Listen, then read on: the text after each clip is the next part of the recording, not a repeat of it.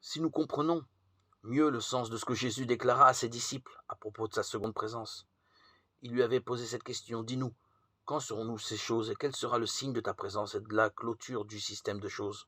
Matthieu 24, 3.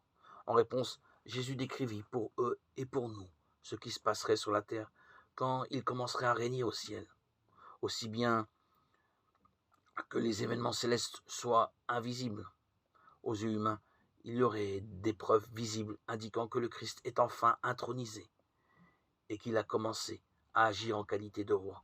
Cela prouverait également que le présent système de choses iniques qui opprime les hommes depuis des siècles a commencé à vivre ces derniers jours.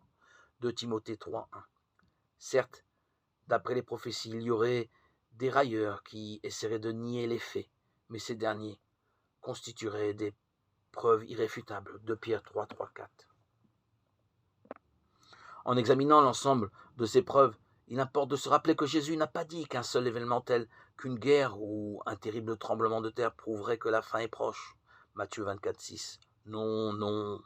Il a déclaré: notez le figuier et tous les autres arbres. Quand déjà ils bourgeonnent en le remarquant, vous savez vous-même que maintenant l'été est proche.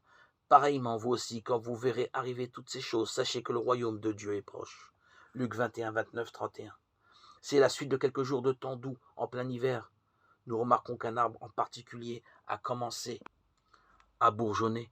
Nous n'en déduisons pas que l'été est là, n'est-ce pas? Par contre, lorsque nous voyons tous les arbres bourgeonner et les jours allongés, nous savons que l'été doit être proche. Pareillement, lorsque toutes les choses mentionnées par Jésus se produiraient, nous saurions avec certitude que le Christ siège sur son trône céleste et que son royaume a réellement commencé à gouverner activement. Ce serait le signe que la délivrance approche.